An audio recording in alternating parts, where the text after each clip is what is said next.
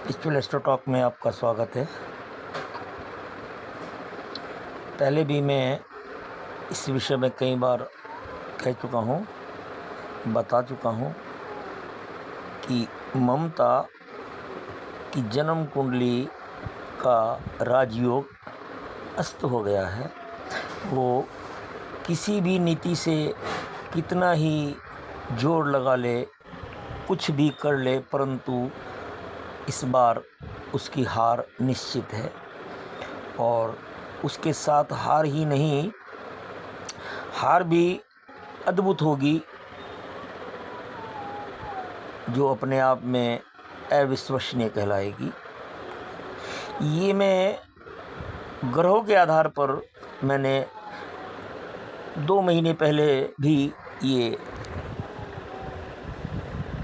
YouTube पर डाल दिया था कि बीजेपी बहुत अधिक बहुमत से आएगी और शुभेंदु अधिकारी बंगाल का ताज पहनेगा और बंगाल की दशा और दिशा को ऐसे परिवर्तित कर देगा कि बंगाल की पहचान फिर से देश के अंदर हो जाएगी, जो आज तक विलुप्त थी। लेफ्ट के, कांग्रेस के और ममता के हाथों बंगाल की पहचान ख़त्म हो गई थी। मैं ऐसे ही नहीं कह रहा हूँ बिना तर्क के। मैं अंतिम बार ये बात बता रहा था कि ममता हर हालात में इस चुनाव में हार जाएगी, प्रसिद्धि पाएगी, विदेश जाएगी या जेल जाएगी। अथवा प्रसिद्धि तो अच्छे काम के लिए भी होती है और बुरे काम के लिए भी होती है।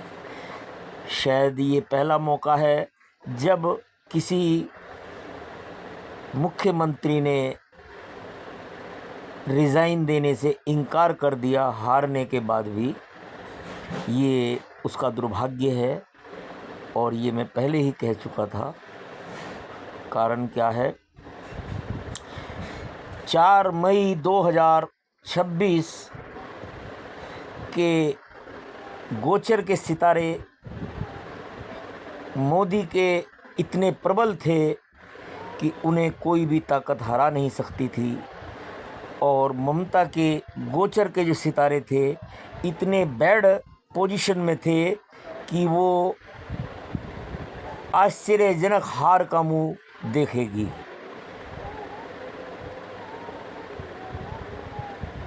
ममता की जन्म कुंडली का योग कारक दशम एकादश भाव का स्वामी शनि 31 मार्च 2025 को मेष लगन के 12वें भाव में विराजमान हो गया था।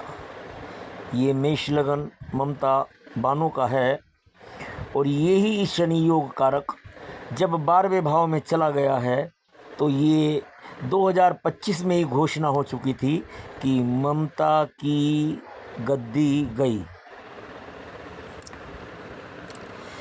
अब आप देखिए, सूर्य और राहु की जो युति है, ये ज्योतिष के आधार पर ये कह सकते हैं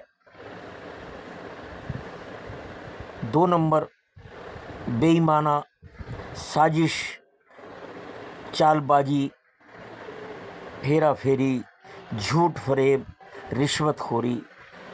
यानी कि राहु की हर उस प्रवृत्ति को आप राज्य भाव से जोड़कर देखेंगे तो आप पाएंगे कि राज्य से लाभ लेने के लिए वो सभी प्रकार के हथकंडे अपनाएगी जो उसने 15 वर्षों तक किया।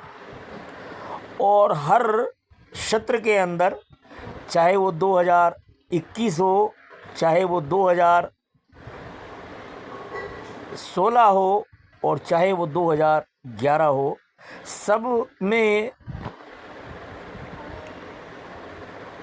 शनि के योग के साथ साथ सूर्य और राहु का दृष्टि संबंध भी रहा है अथवा युति भी रही है, जो उनकी जन्म की युति है। वही सूर्य और राहु 4 मई 2026 को अलग अलग हो गए। सूर्य लगन में आ गया उच्च का होकर, और राहु एकादश भाव के अंदर आ गया, और शनि लग्नेश मंगल को लेकर 12वें भाव में बैठ गया। इससे स्पष्ट जाहिर हो गया कि जो सूर्य और राहु का तालमेल था, दुकड़ी थी, जो हेरा फेरी का संयोग था, जो उनके हर प्रकार की चाल का जो योग था, वो टूट गया है। और मंगल लग्नेश राज्य भाव के स्वामी शनि को लेकर सदा सदा के लिए राज्य से बाहर निकल गया है। यानी कि ममता का मुकुट अब कभी भी इसके माथे पर नहीं होगा। ये मैं नहीं कहता हूँ, ये कह रहे थे ममता के सितारे। और अब बंगाल की वो स्थिति देखेंगे जिसे दुनिया देखेगी।